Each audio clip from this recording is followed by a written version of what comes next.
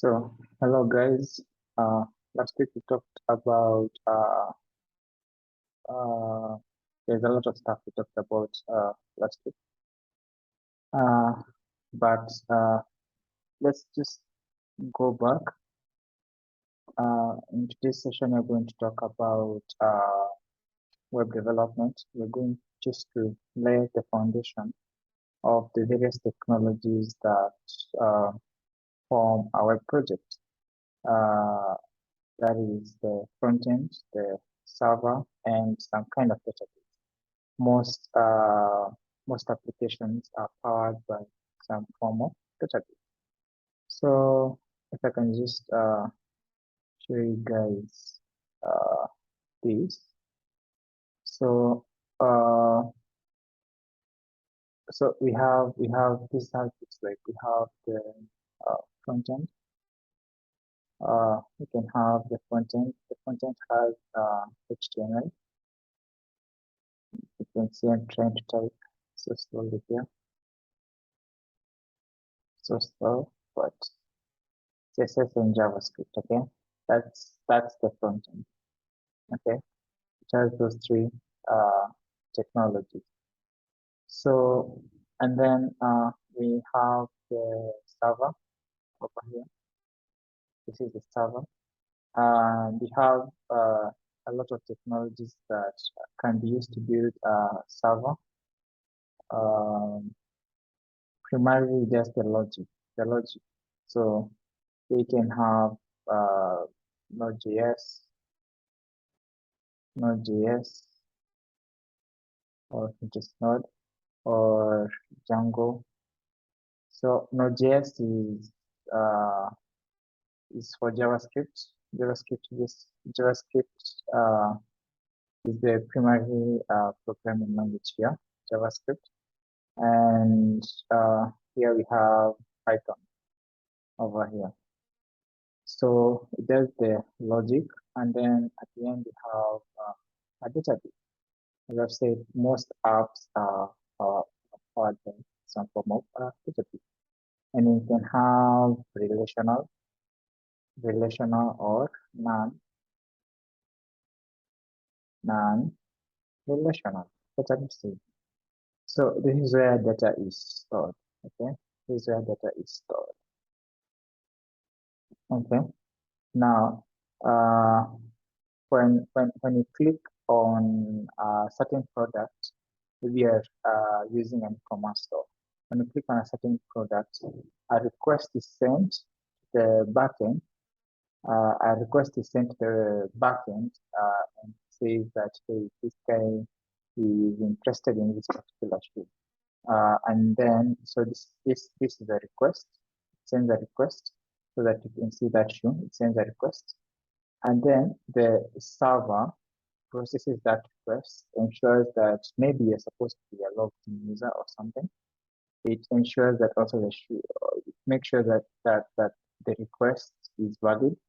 If it is, then it sends another request to the database. It sends a request to the database, and then the database checks if the product exists and returns its data back to the server. Okay, it sends a response. Back to the server, and then the server validates that the response is what is required and sends back the data to the front end. Sends a response to the front end. Sends status 200 if you're fetching products, status 201 if you are creating a product. But don't worry too much about these status codes. It returns mostly JSON data. I'll show you guys what JSON data looks like in a while. So it forms some sort of three-tier architecture, okay, where you're not directly accessing the database, but you have to go through another platform to access the database. Okay, this can be quite a huge chunk to swallow. So maybe I'll just use a common example that you all use. So when you go to your favorite favorite restaurant. This is the restaurant. This is the dinner table, right? This is the food probably, and probably this is you. This is you here, and then we have the waiter, right? Or the person serving you over here, right? We have the person serving you. We have maybe the kitchen over here, and then we have maybe the store. Okay, so what you're seeing right here, the food that you see over here, is probably there. But before you see the product, probably we give a request to the waiter to go and get some fries. Okay, the waiter then goes to the kitchen. Okay, this is the kitchen. Goes to the kitchen and tells the chef that there is a new order and somebody wants some fries. Okay, then the chef at this point goes to the store probably to get like the potatoes or something. This is the store where the potatoes are stored. Okay, ensures that they are good potatoes and everything is working correctly, and then comes back with the potatoes and prepares them. Prepares the potatoes here. There's some kind of logic over here. There's some kind of logic over here, and then gives that prepared meal to the waiter, and then the waiter brings back the delicious food for you. So what you're seeing is the end product. So what you're seeing is the end product. That's what you're calling the front end. Okay, that's what you're calling the front end. The prepared data. It's already prepared for you. This guy does the preparation. That's why you're calling that person server. Okay, the server. And then the store stores stuff. Okay, just your English. So this is the DB. So I just kind of wanted you guys to have an overview of how these technologies are. Okay. So our main concern at first is how to come up with good UIs, the front end. We'll cover all this stuff later on, but our primary concern is the front end, and that's what we're going to be diving in. Okay, so as I've said, there are these three technologies that power up our front end. There is HTML, HTML.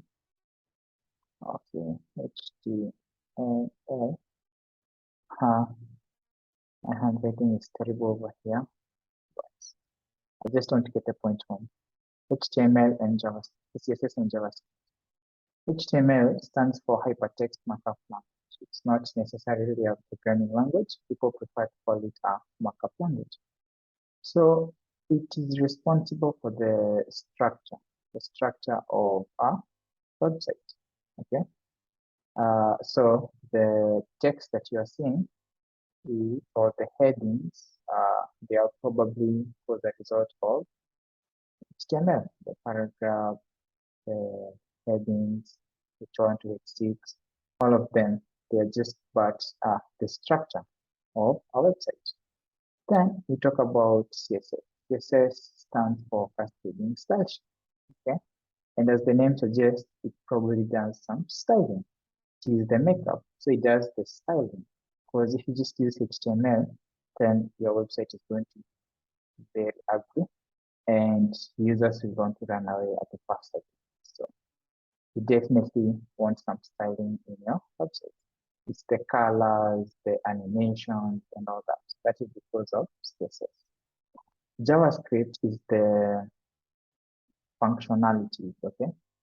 Or functionalities, the function, oh my goodness. Functionalities, okay? Functionalities or interactivity, okay? How users interact with your site. Like if I click the add to cart button, what happens? What logic is there?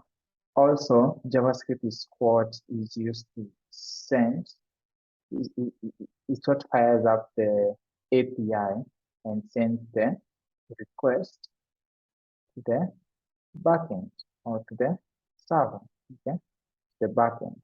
Backend is a collection of server and database. Okay? It's the back.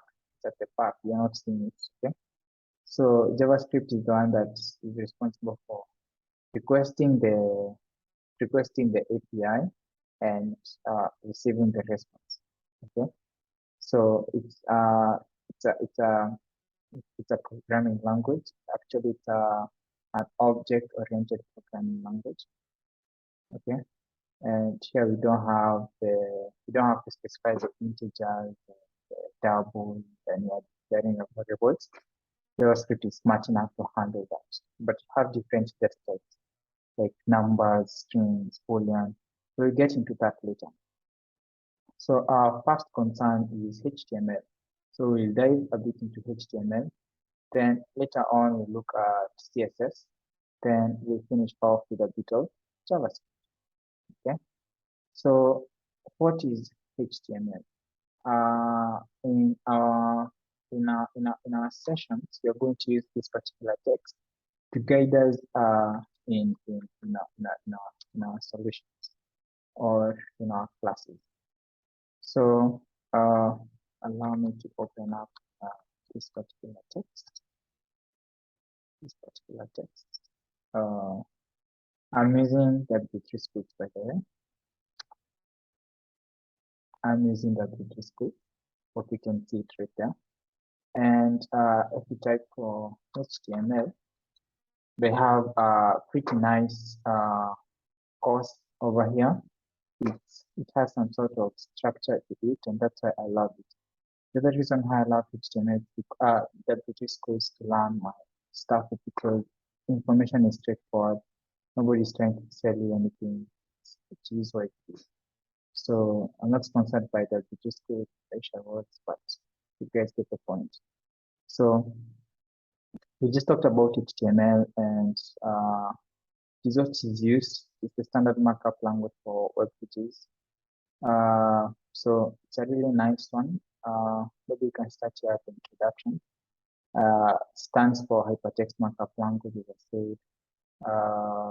It is used to create web pages and all that. And this is how you generate a HTML5 page. Okay. Start by stating which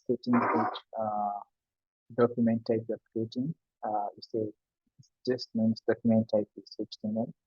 And then in HTML, everything is a container. For example, you have HTML opening tag, and then you have HTML closing tag. You have the head opening tag and the head closing tag. And inside the head, you have content. Okay. Even the title itself is a container. So we have an opening tag, there's content inside, and then there's content. There's the closing tag. So all of that stuff. But first things first, okay? Because you can just open up your laptop and start coding. You need an IDE or a place. So an IDE is just an environment equipped with the necessary tools and resources to help you when you are developing your project. So there are certainly many options for you out there. To start like IDEs. IDE stands for Integrated Development Environment. Search for IDE for web development, right? There's definitely a lot of options here, but to save you the time, I suggest Visual Studio Code. It's personally my favorite. It's really nice. Visual Studio Code, yeah, Visual Studio Code. Yeah, this one. It's really nice. All you need to do to get started, just also very simple to get started and be able to download plugins and extensions pretty easily. It's also very smart and generates a lot of productive code for you, so that you don't have to type everything manually. So it is smart enough to know I'm using a Windows operating system. But even if you are not, the other versions, so you can download the Mac OS or the Linux kind of distribution. It's pretty straightforward, and if you're using another operating system and for some reason you can't do what install, I suggest going to just YouTube and searching how to install Visual Studio Code.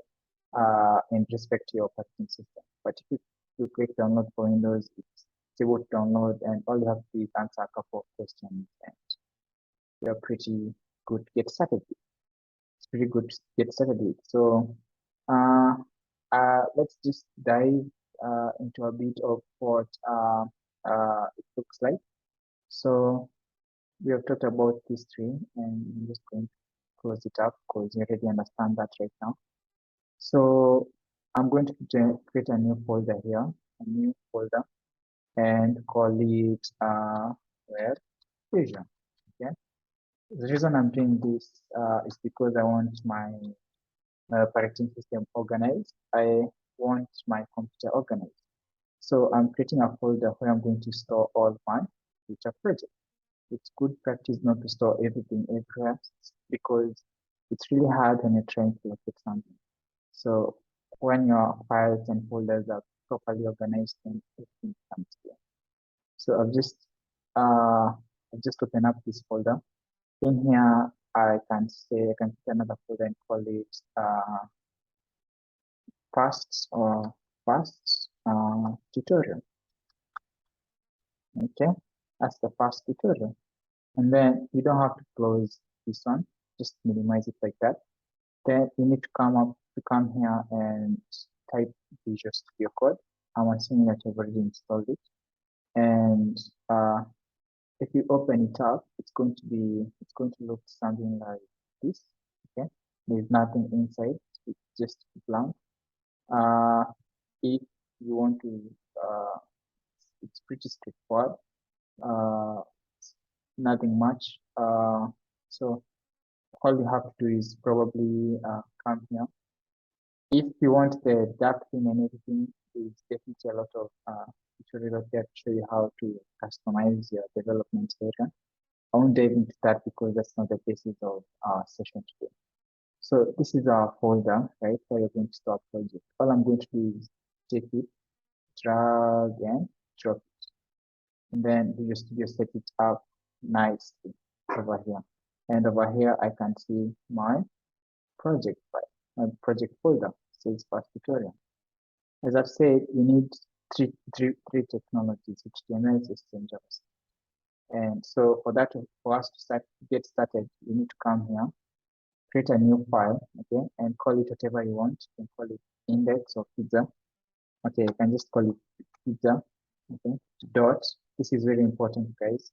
You have to finish with this extension. If you don't, then you won't be able to generate HTML file. Dot HTML. Okay, pizza.html or whatever name, but finish with .html until an icon somewhere on the left side pops up.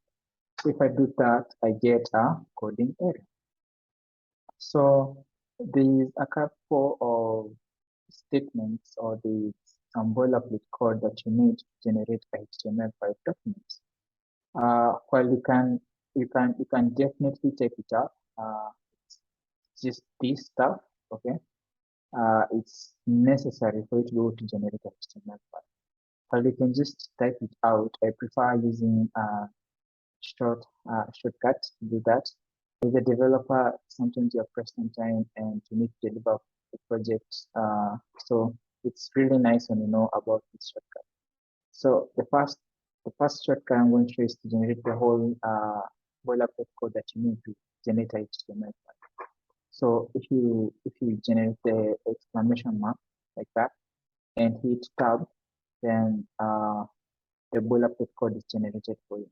Okay, you can see it's specifying the document type as HTML, language, lang is just language English, and then my meta tags. Meta tags just offer more information of what our website is. Okay, and then we can specify our title here and just get on with our code over here in the code. Okay, that's the first way. Okay, I'm going to show you another way. So if you just type DOC and hit tab, it also does the same job. So it's really smart.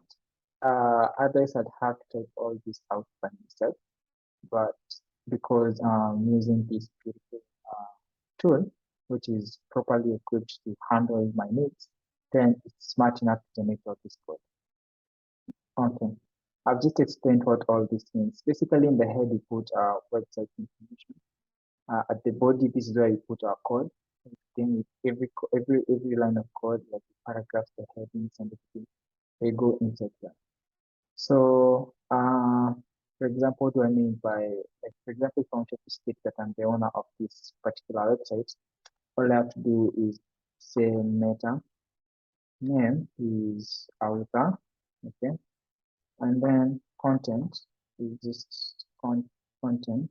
I put my name, John Clark, okay, just like that. Haha, let's spell that. Let's spell that correctly. So something like that, okay, and it really works. So let's see how everything works. Now, the next thing I'd like you to do is to come here. If you hover on this, looks like some bricks. If you hover on it, there's extensions over here. You're supposed to just click on it, and there's a search. Text box here, and I want you to search for live server, and boom, click on the first option here, and you click on it. Yours is just going to say install because you have not installed it, but since I've installed mine, I have different options here. Let's click install. It will really help when you're trying to load our site on our browser. So with that done, then we can get back to coding. So let's see what you can do over here. So if I come to HTML basic,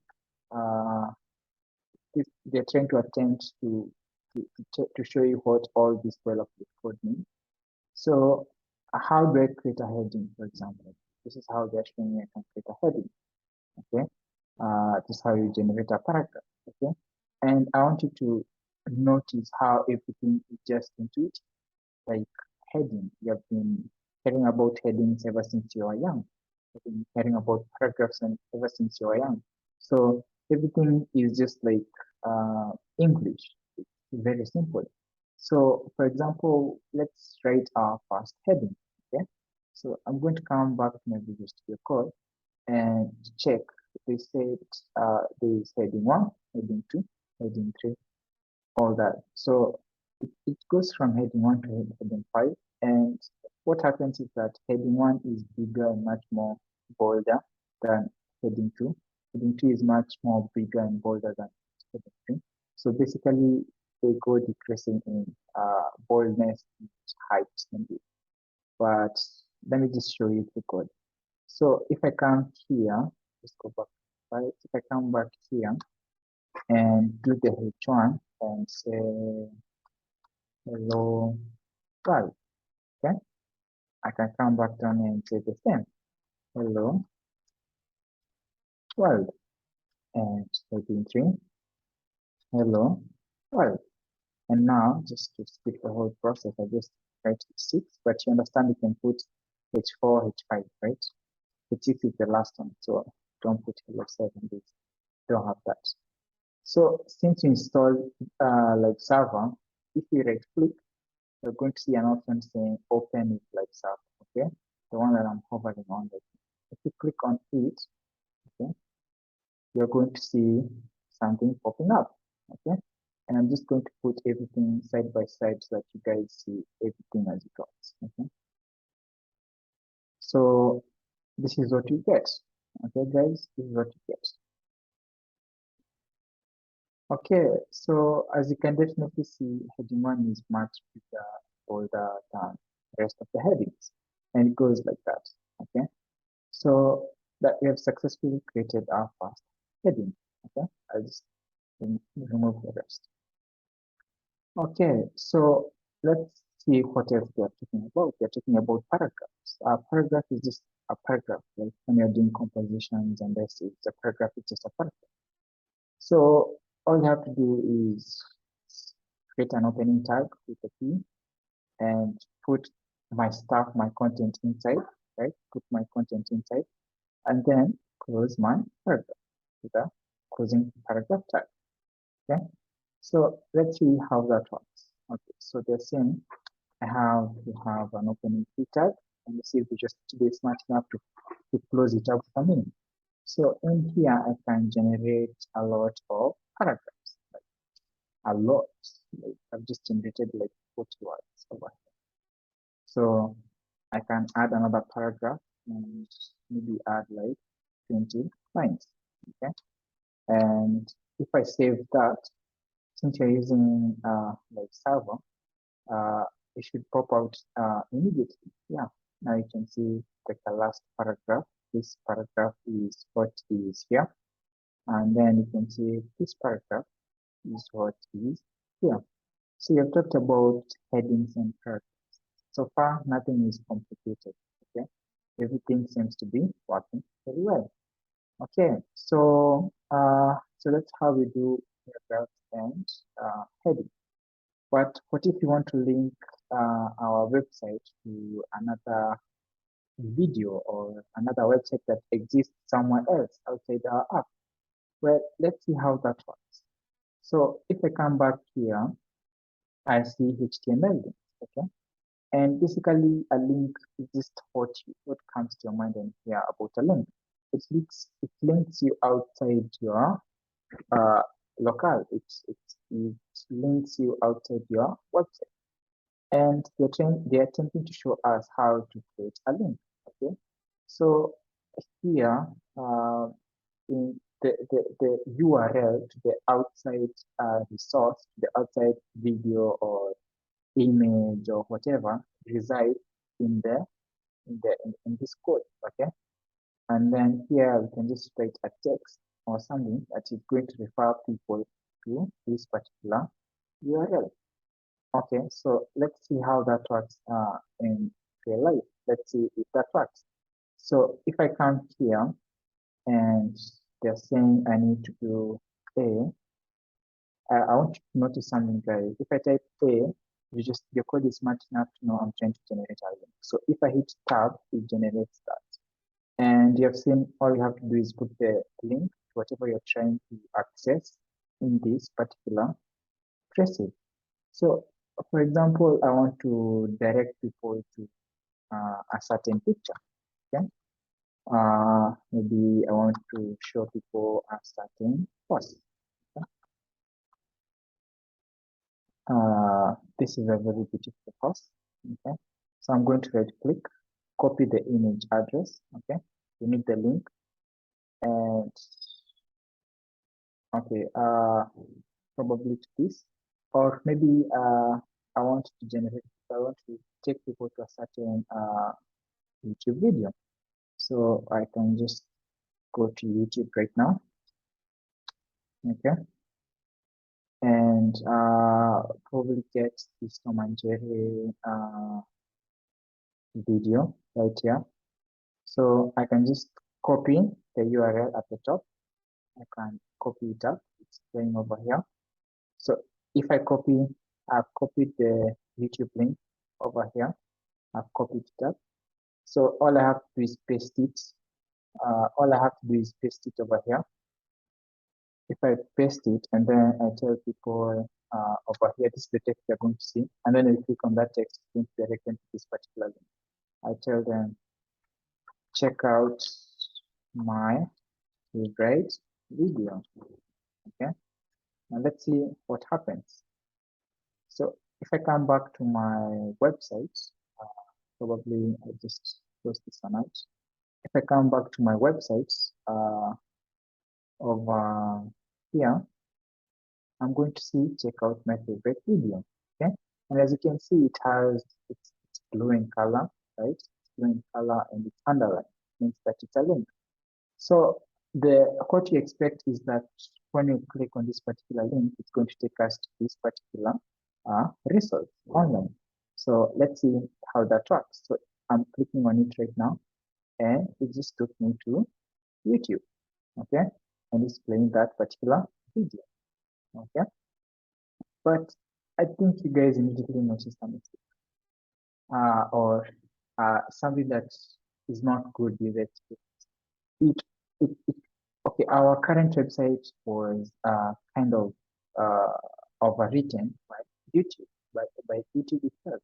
So the best way to do it is to, when we click on this particular link, when you click on this particular link, it should open up a new tab, right? What you expect is that it should probably open up a new tab and load that video over there, and but leave our website alone. Like, it doesn't have to overwrite all the data. So how to do that is just very simple. All you have to do is add a couple of lines here and say, I'll have to click this come here and say target bank and save. So now if I come here and just, if I come here and click, it opened up a new tab and play the video. Okay, and now I can see that, you know, everything is okay. I can see my website here, and the video particular source open up here. That is anchor tags. Okay, let's talk about images. Okay, let's talk about images. So how do you put images in our site? I'm sure images really make our apps and projects really beautiful, and you want to see how to add images. So this is link. Okay, so how do we do that? So I'm going to come down here and put images. So how do you do that? And if you come down here, you can see that HTML images are defined with the ing tag. Okay? So if it's like this, then that means if we add a particular, that means that we can easily close it out. So for example, here you have to have the source file, like where is your current asset over here. And then if we don't find this image, what are we supposed to display? This is it. So if we don't find this image, then it's going to render this particular text. And this is just the width of the image and the height of the image. Let's see how that works. So if I come here and probably go to my site again and get that beautiful horse we saw earlier, like that. Probably I can get this beautiful horse, copy image. So they said I have to do the ing tag. So as I said, we just record this smart enough just do image, and we tab, it generates everything. So here at the source, you put the image, and then alternative, if you don't find this image, what should we render out? You can say beautiful horse.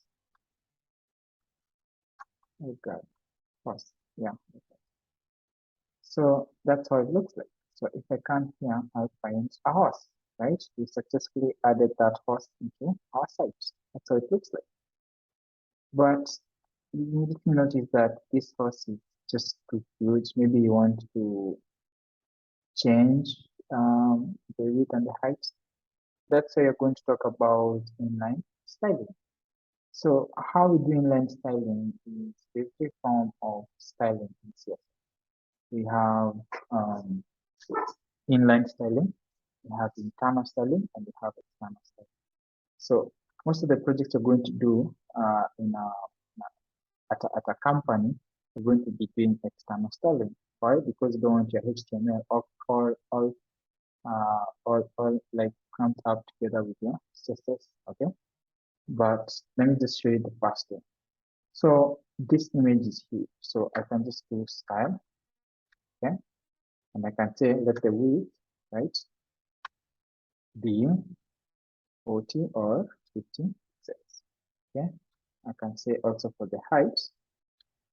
Okay, height just to reference, so height 50 pixels. And that's it. If I save now, you can see that it's the image is really small, right? It's like 40 by 40, 50 by 50. So that's how it works. So that's how inline styling works. You can add as many styles as you want over here. For example, like the paragraph. What if I wanted the color to be red? All I have to do is come here and say style, color. I want you red. Okay, it's like just a normal conversation, and voila, the text is red. So it works like that. Okay. this is inline styling. But you realize that if you're doing hundreds and hundreds of CSS lines of code, it's pretty much impossible. Okay, it's not impossible, but your code is just going to become so complicated at some point. Okay, and you need to write good, simple code that other developers can interact with and draw meaningful insights. So I can achieve the same instead of doing manually, like putting the styles inside the target, the element itself. Here, you see at the head here, where I told you, where is the opening and the closing. You can just come down here and say, put a style, okay, opening and closing, and you can put all your styles over here. For example, my image is still huge, okay? You can see the horse. So I can come here and call the image. What you're doing is calling the image. You can say for the image, and you have to put this message. I want you to have a width of 50 cells, okay? And you can definitely do this, and see there is centimeter, this the page, the width of the VW, sorry. So you do your research and know what all those units of measurement. So I can do a height again of 50 pixels. And now when I save, our image is smaller, okay? And for our paragraph, we can give it a color of red, okay? But as you see, it now targets all the paragraphs. Instead of just targeting one particular paragraph, it's targeting this paragraph, and it's targeting this paragraph. We're going to solve that issue by putting specific identifiers, okay? Because maybe you want this paragraph to have a background color of teal, and maybe the text to be different. Basically, maybe you want the styles for this particular paragraph and the styles for this particular paragraph to be different. But then if you just call the paragraph over here in general, then it affects everything. So how do you solve that issue? By giving them identifiers, by giving them IDs or classes. An ID or a class is an identifier. Okay? For example, I can call the first paragraph and say that we're going to have a class of first. Okay, like that. So, and I can say the paragraph, the second paragraph, I want you to have an ID of second. Okay, so in this scenario, class and ID, they are both doing the same job. Okay, they are acting like identifiers for this particular paragraph. As an identifier, for example, you have your national ID, it identifies you. So instead of calling the paragraph, instead of calling you male or female, I can just call you by your name. Your name is first, and this guy's name is second. So instead of calling, hey, guy, or hey, lady, do something. So I can just refer to you by your particular name. So this guy's name is first. So I can come here and say, just say first. But then if I'm using a class, I have to start with a dot and say first. Okay.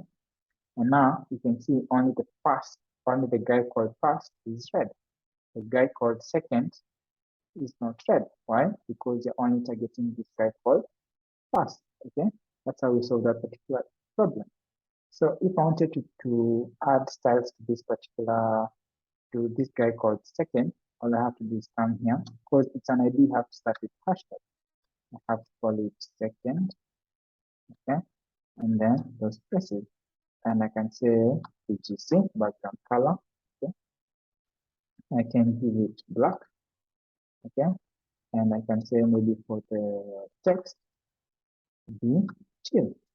Okay, and when I save that, something happens. Okay, now I'm able to give different classes to the same element. You see, these two are paragraphs, but I'm able to give them different styles, right? Because I've given them specific names which I can use to call them up here. I hope that point is home. So That's what classes and IDs do, and everything is essentially a container. Like heading, we have the opening tag and closing tag and have the content inside. So other forms of containers are divs. A div is a container. So basically, everything inside here, the H1, the paragraphs, I can just put up to paragraphs. I can just cut them and add a div. A div is a container. Okay, a div is a container that you can use to store your element. So, for example, I have that div. Okay, I can give it I can just, and now you can see this div from here to this point, storing the heading, the paragraphs, and all that. So this is just another kind of container. And if I wanted to give styles to everything inside this container, what do? I can give it a class, this particular div, and call it container. Okay. And then up here, all I have to do is call that particular div by saying dot container. Why dot? Because it's a class. It was an ideal call. Let's say BGC background color. I want it to be gray and save that. And now you can see everything is gray. Okay, that's how it works. So I'm going to stop the recording there. Actually, before we stop, let's do a couple of things first. Let's talk about embedding YouTube. Previously, we saw how we can link our app from our basic app to another remote URL, like maybe to Facebook or a YouTube video somewhere external by using the anchor tag. But what if you wanted to load that particular video inside your website? How do you do that? Well, it's pretty simple, really. Actually, YouTube makes it really easy for us. Like I can say adding YouTube video. Okay, so should work. Why doesn't it work? Yeah, it works. Adding YouTube video. Sometimes it just needs. So let's see how we can put a YouTube video directly in our website instead of linking it to an external YouTube video. How we do it is you have to go to YouTube. Okay, you have to go to YouTube and get that particular video that you want. So maybe this guy from Nigeria again. So what we need to do is this is the video playing. Okay, this is the video playing. You need to right click on the video. Okay, and then there's this option, copy embed code, not copy to the URL. Some people make that mistake. It's copy embed code. When you click on it, the code is going to be generated automatically and saved on the clipboard. You don't need to do anything else. So I close that, and then I come back, and all I have to do is maybe say my YouTube video so that I know what it is. All I have to do is come here and paste.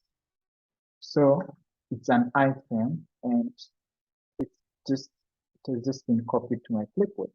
So if I save that, then the YouTube video pops up here. Now it's just huge, so maybe you can adjust the width and the height. For example, maybe you can just give it a width and a height of 500 by 300, yeah?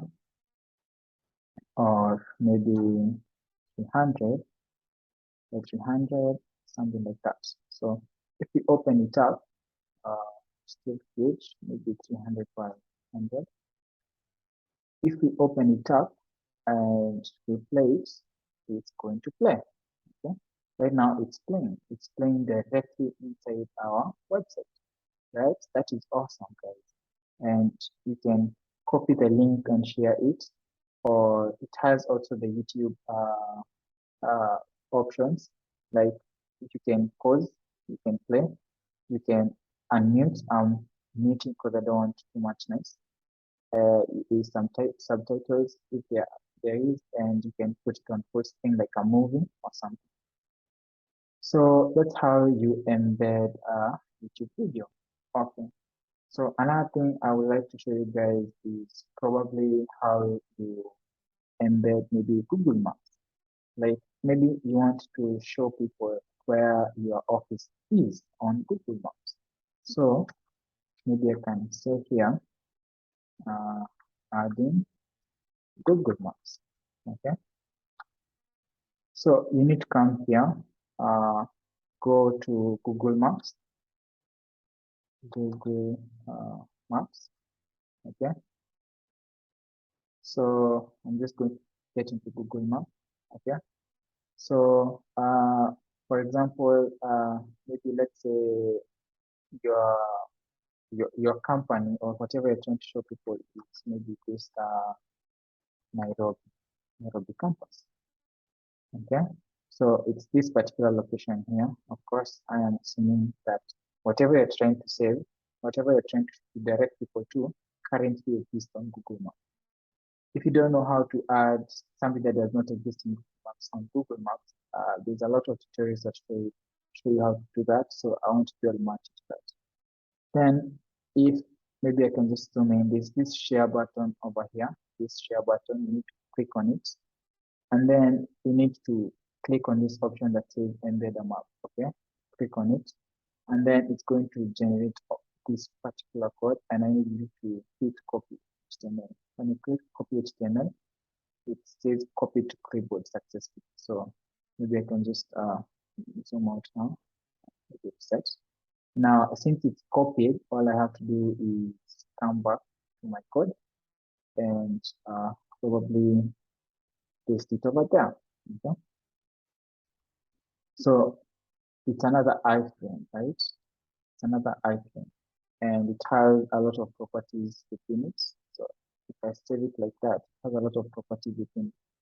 Since I don't want the width and the height to be too huge, I'm just going to copy the same width and height over here. And I'm going to override this one like that. But maybe I can put a width of 500 so that you guys see what's happening. But if I save, open it up, and probably hit the document.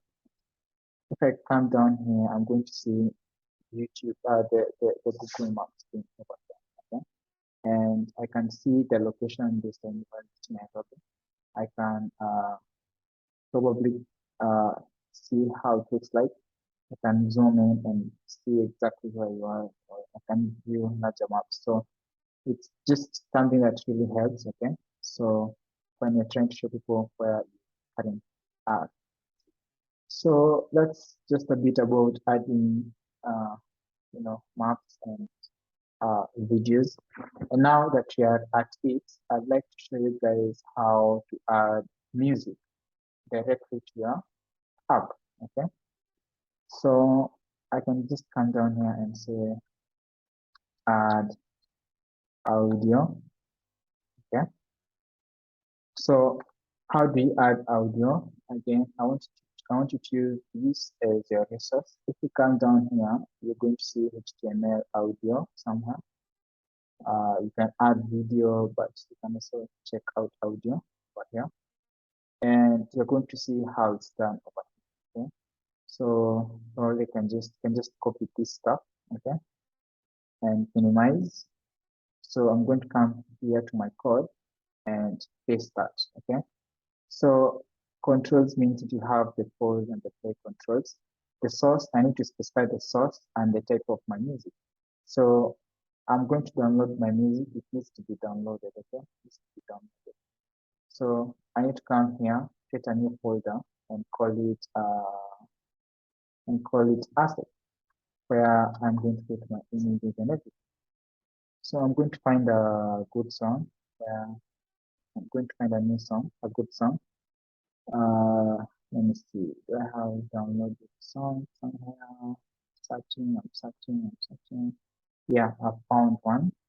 So I'm going to drag and drop it into assets. Okay.